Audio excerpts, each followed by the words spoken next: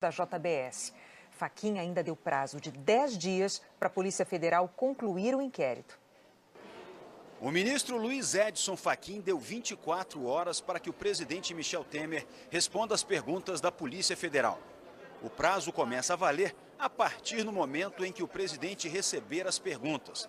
Fachin atendeu ao pedido do Procurador-Geral da República, Rodrigo Janot, que considera fundamental que Temer seja ouvido no inquérito em que ele é investigado por suspeita de corrupção passiva, obstrução de justiça e organização criminosa.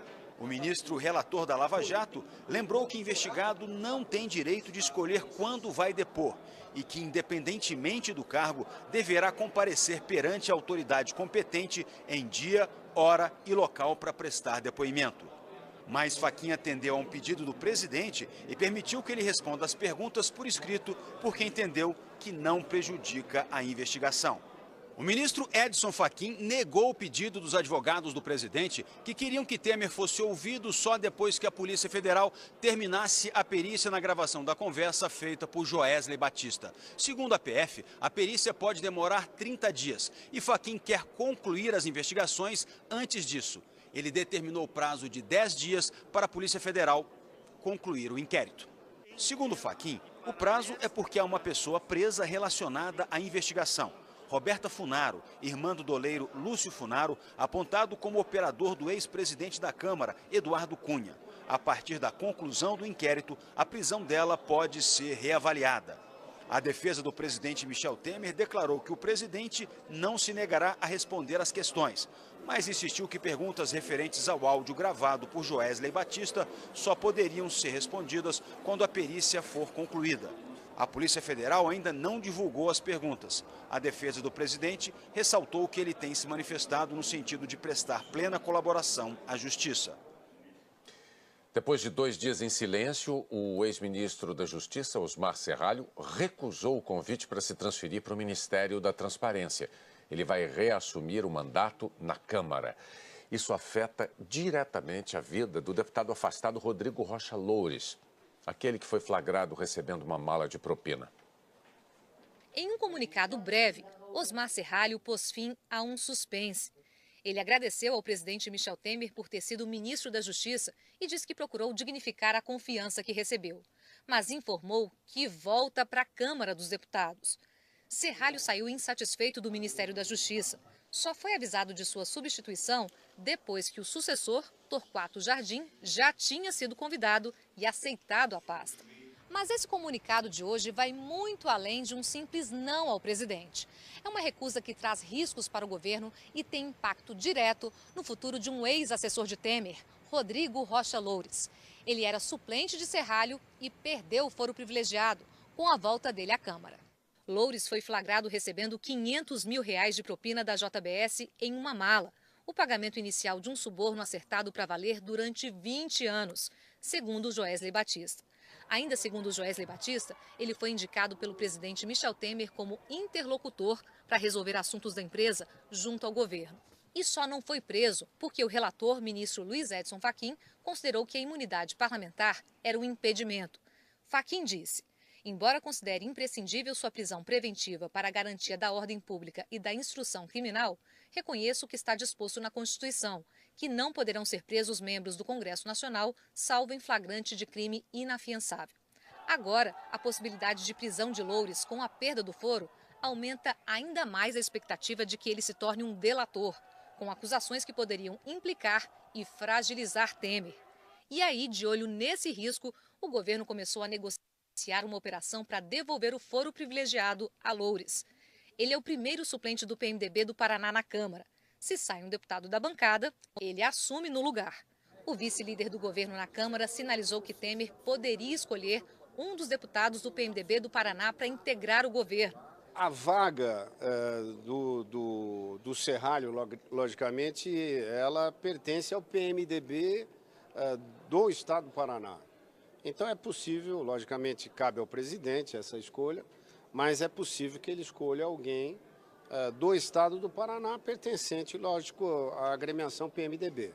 Para a oposição, é mais uma manobra na tentativa de proteger Temer da Lava Jato. Temer está nos estertores do seu governo e apelando para o vale tudo. Ele está reincidindo no crime de obstrução de justiça, porque a tentativa que ele coloca em prioridade 1 é garantir o foro privilegiado para Rodrigo Rocha Loures, para evitar a delação de Rocha Loures, que será a pá de cal no governo dele. Os 3 deputados paranaenses, Hermes Parcianello, João Arruda e Sérgio Souza, disseram que até agora não foram procurados pelo Planalto, mas afirmaram que não aceitariam um convite para assumir o ministério. O inquérito contra Rocha Loures segue no Supremo, mesmo se ele continuar sem foro. Foi o que decidiu o ministro Fachin hoje, por considerar que a investigação contra Temer, que tem foro, está intimamente ligada à de Rocha Loures. Por isso, o caso dele não vai para a primeira instância.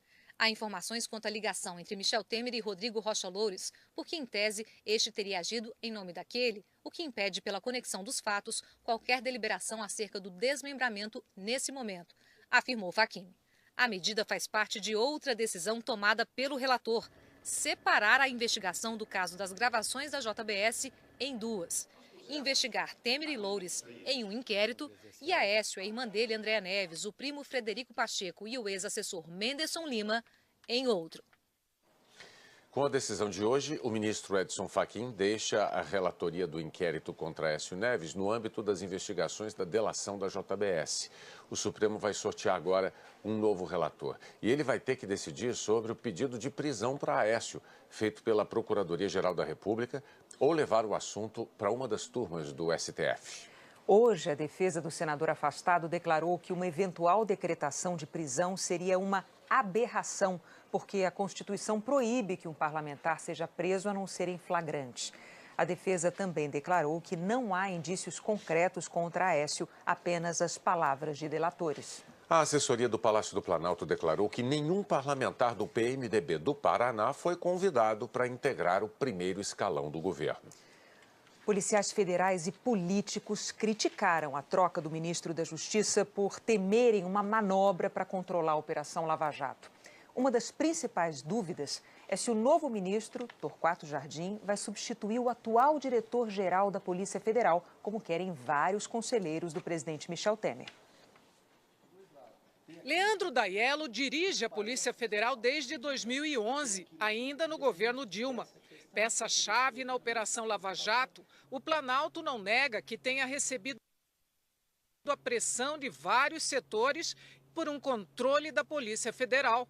Aécio Neves, por exemplo, foi flagrado em conversas gravadas pelo dono da JBS, pedindo a saída dele da direção da Polícia Federal.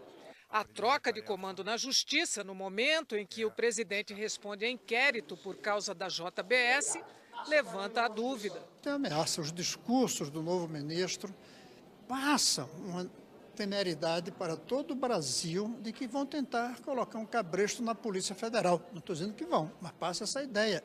O vice-líder do partido de Temer na Câmara nega qualquer manobra para atingir a Lava Jato. O presidente não quer travar a Lava Jato, senão ninguém quer travar a Lava Jato.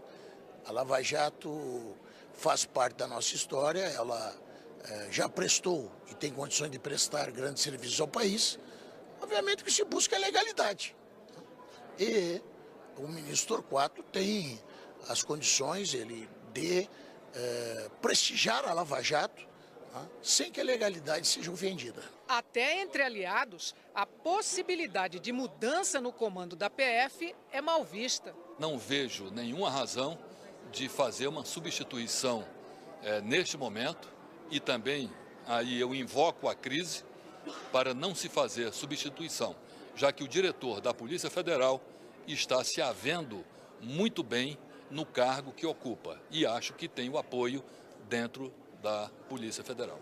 Uma temeridade, segundo a senadora Ana Amélia. Será um tiro no pé, de fato, se ele aceitar, aceder a essas e sucumbir a essas pressões. Eu acho que quanto maior for a liberdade que for dada a essas instituições, Polícia Federal, Ministério Público e Poder Judiciário, maior se credencia o governo para dizer que está fazendo a sua parte, que tem sim compromisso para acabar no Brasil com a corrupção e com a impunidade. Torquato Jardim toma posse amanhã. Até agora, ele não se comprometeu a manter ninguém. Logo que foi nomeado, ainda no domingo, Torquato deixou claro que antes de tomar qualquer decisão, vai ver se Daiello atende ou não aos requisitos que ele e o presidente Michel Temer esperam. Ministros palacianos tentam blindar uma possível decisão e dizem que Torquato Jardim é independente e não abre espaço para pressão de terceiros. A segunda turma do Supremo Tribunal Federal decidiu por unanimidade manter preso o ex-diretor da área de serviços da Petrobras, Renato Duque. A defesa de Duque queria o mesmo benefício concedido ao ex-ministro José Dirceu no começo de maio, mas os ministros entenderam que não há similaridade entre os dois casos. Renato Duque foi preso há 2 anos e condenado a mais de 57 por corrupção passiva e lavagem de dinheiro. Ele ainda responde a outras 6 ações. Os ministros também rejeitaram os pedidos de soltura dos sócios da construtora Credencial, Eduardo Meira e Flávio Henrique Macedo, denunciados na Lava Jato por lavagem de dinheiro e associação criminosa. Num evento para investidores em São Paulo, o presidente Michel Temer disse que continua comprometido com as reformas para recuperar a economia. No discurso, Temer não mencionou as denúncias de obstrução à justiça, corrupção passiva e organização criminosa, a que responde no inquérito aberto pelo Supremo. 1 a 1. O ministro da Fazenda, os presidentes do Senado, da Câmara, ambos aliados do governo, e o presidente Michel Temer. Todos prometeram para investidores em São Paulo que, apesar da crise, as reformas trabalhista e da Previdência serão aprovadas. Para que nós possamos acabar com a demagogia, com o populismo no nosso Brasil e passar a ter a coragem de falar a verdade aos brasileiros. Sem a reforma da Previdência, não haverá um futuro correto e digno para milhões de brasileiros. Sem a reforma trabalhista, não haverá condições para que o setor privado gere milhões de novos empregos no nosso país. O governador de São Paulo defendeu a aprovação das reformas. Ontem à noite, Temer pediu apoio dos tucanos num encontro na capital paulista, com o ex-presidente Fernando Henrique Cardoso e com o presidente do PSDB, senador Tasso Gereissati. Na saída, nenhum deles comentou o tema do encontro. Quero aqui destacar o nosso empenho com as reformas. O Brasil não quer populismo, o Brasil quer reformas, eficiência, competitividade, investimento, emprego e renda. Tentando separar a economia da crise política, o ministro da Fazenda, Henrique Meirelles, disse que as reformas são fundamentais para o crescimento econômico e que fica no governo até 2018. A minha hipótese de trabalho é que não vai haver mudança no comando da presidência do país. O presidente deve construir, concluir o seu mandato de 2018. Em dito isso, eu acredito sim que o Brasil hoje está construindo e já tem consolidada uma estrutura institucional que dá condições para o país continuar crescendo, etc., independentemente das questões políticas, como deve ser em qualquer país com condições macroeconômicas sólidas.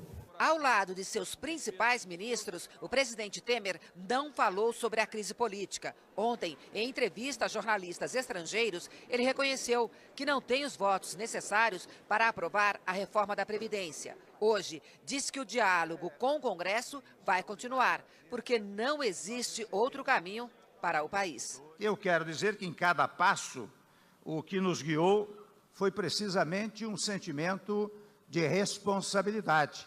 No particular, a responsabilidade fiscal. E se de fato nós queremos um futuro melhor, eu digo sem medo de errar, não há plano B. Afinal, a responsabilidade rende frutos. E encerrou afirmando que vai até o fim, que vai concluir seu governo. Nós pusemos o país nos trilhos. Quem apanhar a locomotiva em 2018 encontrará os trilhos no seu lugar. Por isso, agora, é continuar a travessia.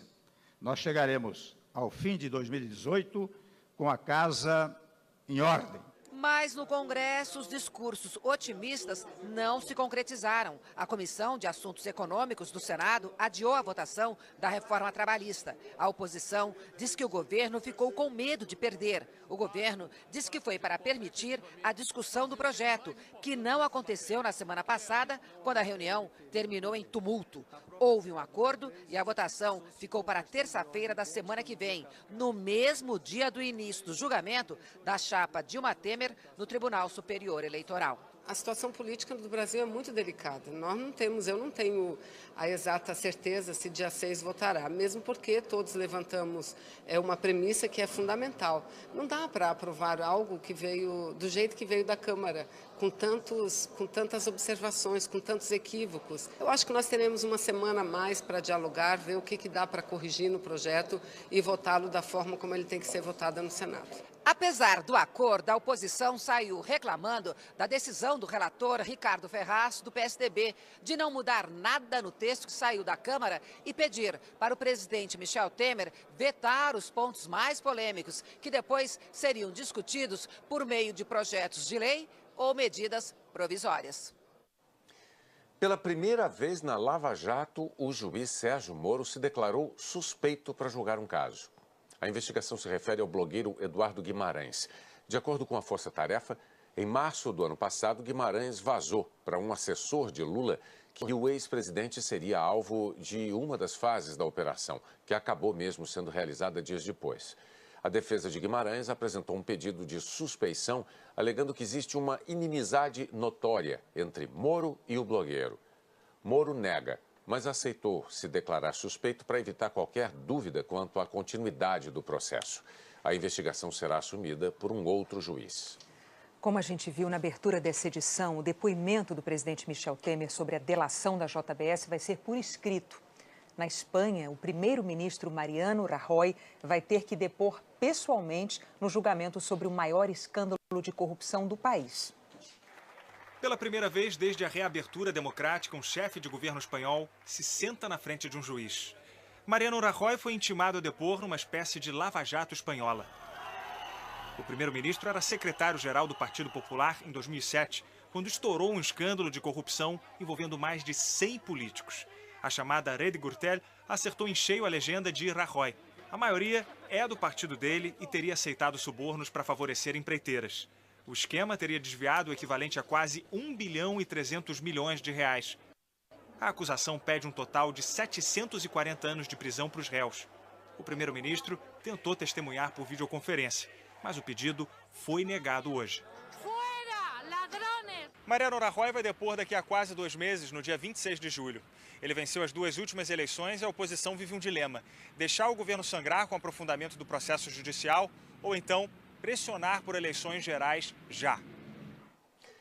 A seguir, o relato exclusivo de 2 sobreviventes da ação policial em que 10 pessoas morreram no Pará. E a demissão de mais um assessor do presidente americano Donald Trump.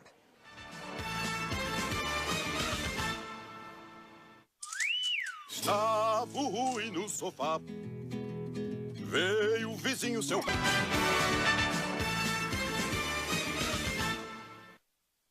E nós voltamos a falar sobre a suposta pressão para substituir o diretor-geral da Polícia Federal. Agora há pouco, a assessoria de Aécio Neves, do PSDB, disse que na conversa com o empresário Joesley Batista, o senador afastado estava se referindo apenas à Operação Carne Fraca. Ainda segundo a assessoria, a gravação foi feita por um réu confesso de vários crimes que buscava induzir uma situação indevida para ganhar o prêmio da delação. A polícia de Goiás prendeu 3 suspeitos de participar da explosão de parte de um presídio em Guapó, na região metropolitana de Goiânia. 11 presos escaparam pelo buraco na parede e até agora só 4 foram recapturados. Com a explosão, parte da casa colada ao presídio foi abaixo e soterrou uma moradora. Ela foi resgatada pelos vizinhos e está internada. A Superintendência Executiva de Administração Penitenciária de Goiás anunciou que uma licitação para a reforma do presídio está marcada para amanhã. O Jornal Nacional ouviu com exclusividade 2 sobreviventes da ação policial em que morreram 10 poceiros no Pará. Eles dizem que ocorreu uma chacina. Os 2 sobreviventes estavam entre as 25 pessoas que ocupavam a fazenda Santa Lúcia no dia da operação da polícia. Um dos sobreviventes contou que o grupo tentou se esconder quando os policiais chegaram à sede. A gente começou a correr para o mato. Foi quando começou muita chuva forte. Nós sentamos, puxamos aquela lona para cobrir a gente. A gente não ouviu eles chegando. Eles chegaram a pé e já gritaram: não corre não, que vai todo mundo morrer. E foi tirando assim da gente. Teve um desses que levou um tiro perto de mim, que até me sujei de sangue. Aí tornava gritar de novo: bota a mão na cabeça para morrer. E tiro. Parece que estava pegando de um a um. Os policiais estavam muito próximos de vocês ou estariam mais distantes? Quando eles atiraram, muito próximos. Chegaram para matar. A polícia não chegou informando o que ela foi fazer lá na fazenda? Não, nada. Havia armas com vocês lá no acampamento? Eu vi algumas espingardas. E elas foram usadas no dia da operação da polícia? Não foi usada. As testemunhas também disseram que as vítimas foram agredidas antes de serem mortas. Eles pegaram os meus colegas vivos e estavam batendo muito de pancada e dizia: por que vocês não correram também? E atirava neles. Seus colegas já estavam dominados antes de serem alvejados? Claro, sim. Eles poderiam ter pego eles. Se tivesse algum mandato ali, poderia ter levado preso. Dos 15 sobreviventes da ação policial em Pau d'Arco, 8 já foram localizados e ouvidos pelo Ministério Público. Ainda esta semana, eles devem entrar no programa de proteção a testemunhas.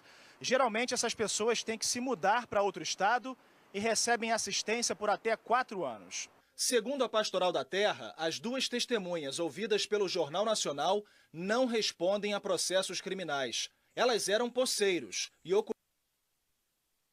ocupavam a fazenda desde o início do ano. A operação na Fazenda Santa Lúcia foi na última quarta-feira, quando 29 policiais tentavam cumprir 16 mandados de prisão por homicídio e ameaças contra fazendeiros e vigilantes. Segundo a Secretaria de Segurança do Pará, os policiais alegaram terem reagido à ação dos poceiros e que 6 dos 10 mortos na ação eram suspeitos de participação nos crimes. Um relatório apresentado hoje pela Assembleia Legislativa do Pará concluiu que não houve confronto na fazenda e que há indícios de que policiais atrapalharam as investigações ao retirar os corpos da cena do crime e porque teriam manipulado as armas apreendidas dos poceiros. Os advogados que representam os 29 policiais que participaram da operação não quiseram se manifestar. A Secretaria de Segurança Pública do Pará também não quis se manifestar sobre os 2 depoimentos. Segundo a Secretaria, o resultado da perícia das armas e o laudo dos corpos só devem ser divulgados quando o inquérito for concluído. 13 pessoas morreram e 30 ficaram feridas na explosão de um carro-bomba no centro de Bagdá, a capital do Iraque. Foi de madrugada numa rua lotada, porque durante o mês sagrado do Ramadã, muita gente costuma jantar fora depois da meia-noite, se preparando para o jejum no dia seguinte. O grupo terrorista Estado Islâmico assumiu a responsabilidade pelo atentado. Morreu ontem à noite, aos 83 anos, o ex-ditador do Panamá, Manuel Noriega. Ele foi aliado dos Estados Unidos, colaborou com a agência americana de espionagem.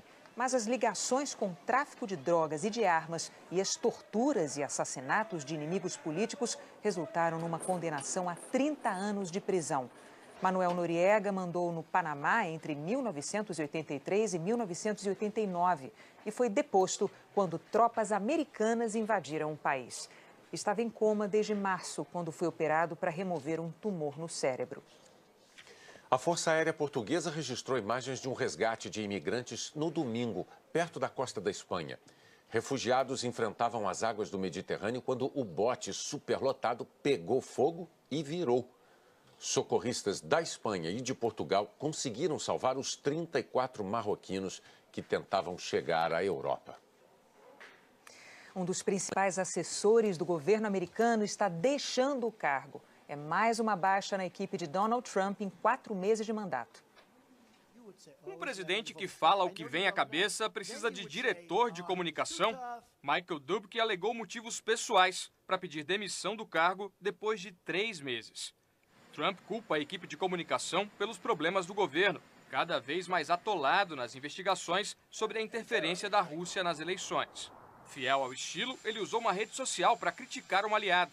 Temos um déficit comercial gigante com a Alemanha. Além disso, eles pagam muito menos do que deveriam para a OTAN e para as Forças Armadas. Muito ruim para os Estados Unidos. Isso vai mudar.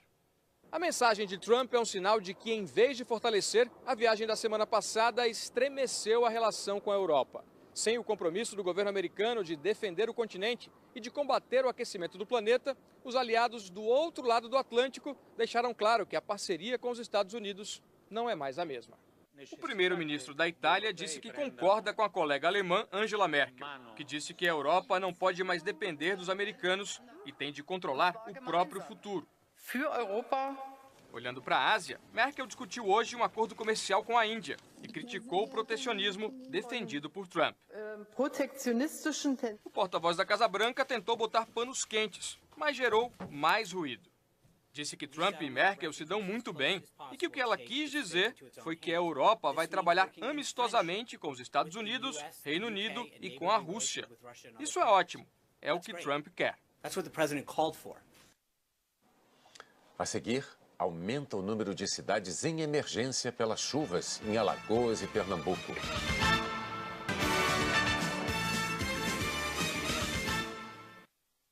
Aumentou para 24 o número de municípios em Pernambuco que decretaram estado de emergência por causa dos temporais. 4 pessoas morreram. Em Palmares, na zona da Mata Sul, os moradores perderam o sono com medo de saques e furtos nas casas desocupadas. À noite a gente vai fazer vigília aqui, porque se a gente sair, fechar a porta aqui, aí no outro dia, assim, à noite o pessoal vem e rouba. Lojas do Mercado Público de Barreiros foram saqueadas. A polícia prendeu 3 homens. Nós já ficamos à mercê da catástrofe e, além disso, de pessoas que não se compadecem dos acontecimentos e saqueiam tudo. Moradores que perderam tudo na enchente disputaram no meio da rua alimentos jogados fora por um supermercado. Olha o serviço. As escolas viraram alojamentos. Nas cidades atingidas, como Catende, hoje foi mais um dia de limpeza. A água começa a baixar e a mostrar os estragos em São Benedito do Sul, em Belém de Maria, Cortês, Escada. Em meio ao drama das famílias vítimas das enchentes, também há espaço para solidariedade. Foi só convocar e os voluntários se mobilizaram. E assim, juntos, lado a lado, eles fazem a diferença. Uma imensa corrente do bem reúne pessoas dispostas a ajudar. Todo mundo quer participar desse momento tão difícil que as pessoas estão vivendo. Então a solidariedade pode ser a grande resposta para a necessidade. Só esse grupo de voluntários reuniu 25 toneladas de doações. Em Pernambuco, quase 45 mil pessoas tiveram que deixar suas casas e ainda não sabem quando poderão voltar. Em Alagoas, 7 pessoas morreram em consequência da chuva. Em Alagoas, são mais de 24 mil pessoas desabrigadas ou desalojadas. 27 municípios do estado decretaram situação de emergência. Em Maceió, os bombeiros resgataram hoje os corpos de 3 pessoas que ficaram soterradas nesta barreira. Uma pessoa continua desaparecida. A expectativa demais, o sofrimento é muito grande. O nível da água nas lagoas Mundaú e Manguaba, na região metropolitana, começou a diminuir. Mas toda a orla lagunar e parte do centro continuam inundados. Mais de 40 centímetros de água dentro de casa, a metade dos móveis que tinha que é aglomerado, guarda-roupa, armário, esses outros móveis mais antigos, foram tudo de água abaixo. No município de Pilar, quem tenta voltar para casa só encontra sujeira e destruição. A casa nessa situação, quando a gente viu, foi muito triste, foi de cortar coração. Voltou a chover hoje e a população está assustada. Não é para menos. Vejam só o que aconteceu nesta rua. A enxurrada abriu uma cratera. E aqui do outro lado, 4 casas desabaram. Outras 4 estão danificadas, podem cair a qualquer momento. Reparem só na situação desta aqui, ó. Ela não caiu, mas ficou totalmente comprometida. Praticamente afundou aqui a casa. Dona Maria Edith, 73 anos, precisa de ajuda para olhar os escombros no lugar onde passou 39 anos. Perdi minhas casinhas e agora estou na casa dos outros. Não sei mais o que fazer. Não eu só não, com todo mundo aqui na cidade do Pilar que está nessa situação. Vamos falar com a Maju Coutinho, lá em São Paulo. Olá, Maju, boa noite. Essa chuva toda que a gente está vendo em alguns estados do Nordeste é comum nessa época do ano? É normal para essa época do ano? Oi, Renata, boa noite para você, para o Bonner e para todos. Olha, é comum, é o período chuvoso lá no Nordeste, mas o maio está terminando bem mais chuvoso do que o normal em algumas áreas do leste da região. Os estados de Alagoas e de Pernambuco concentraram os maiores volumes, é isso que indica essa cor azul aqui. Veja só o contraste. A gente tem maiores volumes este ano, 2017, vamos comparar aqui com o maio de 2015, quando o maio foi super seco, a cor laranja indica chuva muito abaixo da média. Amanhã, a chuva aperta de novo em parte de Alagoas e ainda pode chover forte entre o leste de Pernambuco e o norte do Maranhão. Barreiros e Rio Formoso em Pernambuco e Jacuípe em Alagoas podem ter uma nova carga pesada de chuva. Olha aqui, ó, Rio Formoso, 57 milímetros em um único dia. Tem a volta da chuva volumosa também para Maceió e pode continuar chovendo bastante em João Pessoa e no Recife, onde o sol nem aparece. Dia chuvoso em áreas de Mato Grosso e de Mato Grosso do Sul, também aqui no Paraná, em Santa Catarina e no Rio Grande do Sul. Porto Alegre e Campo Grande podem ter uma quarta super carrancuda e molhada. Em Manaus, a previsão é de pancadas que devem atingir também quase toda a região norte, menos o Tocantins e o sul do Pará. Dia de sol também aqui na maior parte de Goiás, da região sudeste, no interior entre o sul do Maranhão e o interior aqui sul da Bahia, tá? E nessa faixa amarela também, Renata, entre o norte e o leste de São Paulo, incluindo aqui a capital paulista. A Ju, ontem falou de uma onda de frio, uma nova onda de frio que chegaria ao Brasil a partir de amanhã, não é? Isso começa a chegar porque tem uma frente fria aí bem grande a caminho. Ela vai avançar por áreas do sul e do centro-oeste e vai derrubando as temperaturas em alguns lugares. Em Uruguaiana, no Rio Grande do Sul, faz 9 de mínima, 15 de máxima. Xanxerê, lá em Santa Catarina, 13 com 19. E Ponta Porã, em Mato Grosso do Sul, amanhece com 12. À tarde faz 18 graus. Em todas essas cidades é operação casada porque é chuva e frio. Em Belo Horizonte, em São Paulo e no Rio, o tempo deve ficar firme, mínima de 14 na capital mineira, de 15 na Paulista e de 16 no Rio de Janeiro, à tarde 28 graus no Rio. A quarta pode amanhecer com névoa no Rio e em São Paulo e com nevoeiro em Guarulhos, só lembrando, Renata, que o nevoeiro prejudica muito mais a visibilidade do que a névoa. Até amanhã, Maju. Até mais, Renata. Tchau, tchau. A seguir, a queda na inflação dos aluguéis. E o desenvolvimento de um antibiótico 1000 vezes mais forte.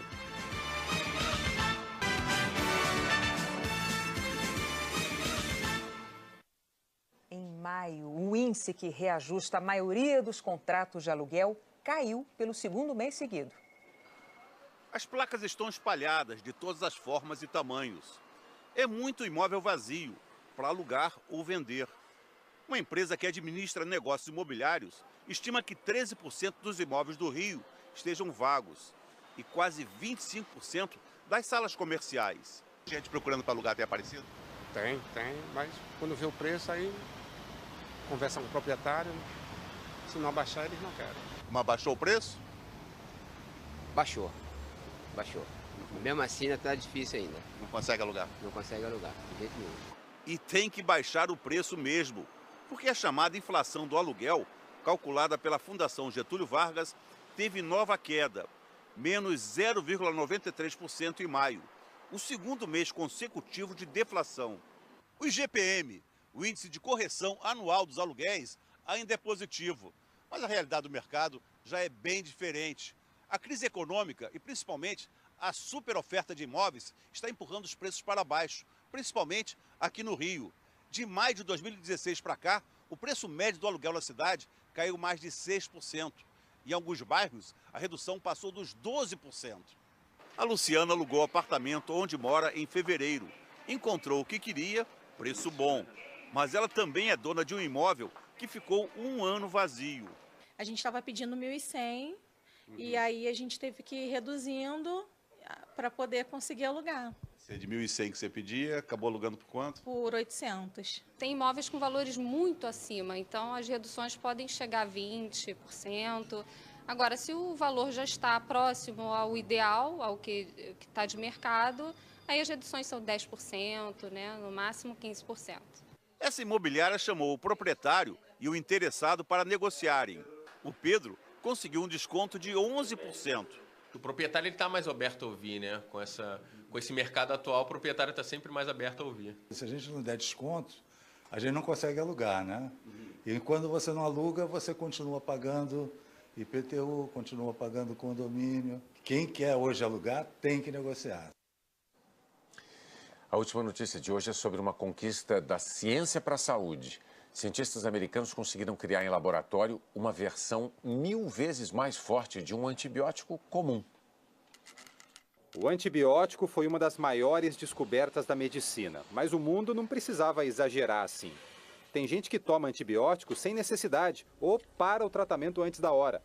A produção de alimentos usa antibióticos para evitar doenças nas plantas e nos animais. O resultado é que as bactérias que os antibióticos deveriam matar estão se adaptando a eles. Existem situações em que as pessoas ficam mais vulneráveis a uma infecção. Por exemplo, numa cirurgia ou durante um tratamento de quimioterapia. E vários antibióticos já não estão funcionando bem nessas situações, como mostram as pesquisas. Para salvar os pacientes, a medicina precisa salvar o antibiótico. Nos Estados Unidos, pesquisadores do Instituto Scripps mexeram na estrutura molecular de um velho antibiótico, a vancomicina, usada há 60 anos. Eles criaram uma espécie de super vancomicina, 1000 vezes mais forte. A vancomicina é como uma arma que destrói a parede da bactéria. Os cientistas acrescentaram mais 2 armas ao antibiótico, ou seja, agora é uma arma tripla. Os pesquisadores testaram o superantibiótico contra uma das bactérias resistentes mais perigosas. O remédio matou esse micro-organismo e continuou fazendo efeito mesmo depois de exposto 50 vezes à bactéria. Dale Bolger, chefe da pesquisa, explica que o mesmo tipo de alteração molecular pode ser usado para fortalecer outros antibióticos. Ele acredita que em 5 anos o novo remédio já terá passado por todos os testes e poderá ser usado. O Jornal da Globo é depois da minissérie Os Dias Eram Assim. Boa noite. Boa noite e até amanhã.